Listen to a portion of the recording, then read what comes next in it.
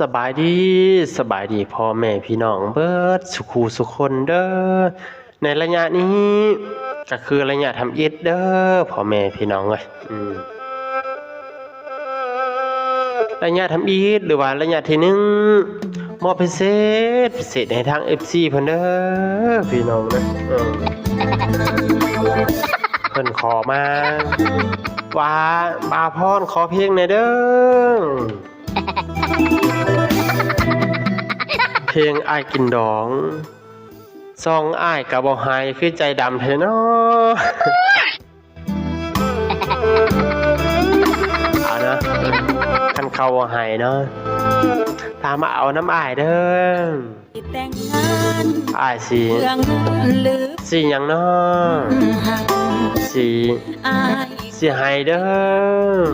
ก่อนอายสิเข้าพาควันผู้หญิงคนนั้นเป็นไผหักไผกันหักแฮงแล้วบ่ได้กันไปแต่งงาน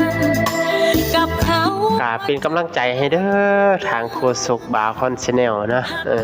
ก็เป็นกำลังใจให้เด้อ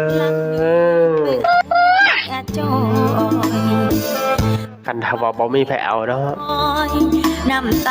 มาเอาบ่าวพรก็ได้เด้อบ่าวพรก็ยังโสดอยู่เด้อผู้หญิงคนนั้นความงามกับพ่อกับเธอบ่อายแต่งเพื่อเงินบ่ได้แต่งเพราะอายหักเขาฮอดมือกินดองสองก็บ่เอามาให้เลยย่านเมียอายสงสัยว่าน้องเป็นผู้สาวเก่า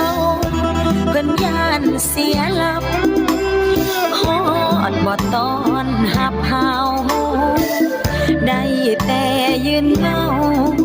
ยืนเศร้าหลักมาจอบส่อง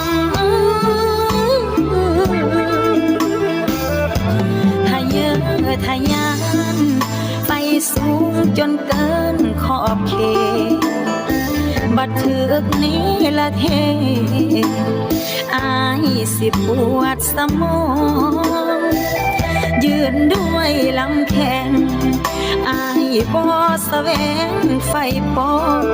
ระวังเด้อเขาเขียลงห้องกลับมาหาน้องบ่เอา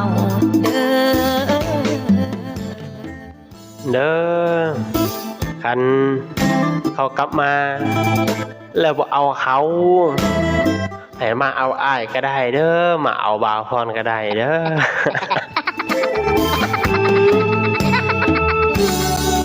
บ่าวพรยังท่าอยู่เด้อยังท่าตอนเจ้าทำใจได้เจ้าทำใจได้มื้อใดเสร็จมาบอกอายเด้อสองก็บ่เอามาเสร็จมาในเบอร์020 972 ตัว63 ตัว98เด้อพร้อมหับห้องนะพร้อมอุ้มน้องขึ้นบอนนะบ่ตอนหับเฮาได้แต่ยืนเงายืนเศร้าหลักมาจอบส่องจอบไปเฮ็ดหยังเนาะจอบอ้ายนี่เด้ออ้ายคือว่าโสดหลายปีแล้วคือว่าบ่มีไผเอาเป็นน้ำหยังเนาะเป็นน้ำอ้ายบ่รอบ่หรืออ้ายดีบ่พอเนาะอันนี้บอกว่าอันนี้บ่ได้โปรโมทว่าโคศกโสดเด้อบ่ได้โปรโมทตัวเองเด้ออันนี้บอกความจริงเด้อ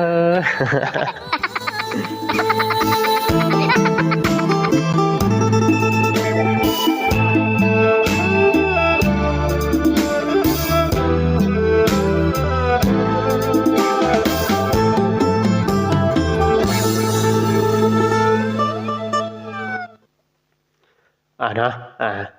ผลงานเพลงกินดองซองบ่หายกับ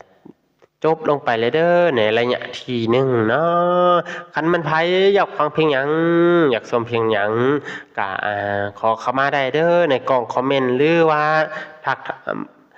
ทักทายสบายดีมาทางเบอร์ส่วนตัวก็ได้ในเบอร์020 972ตัว63ตัว98เด้อพี่น้องเด้อ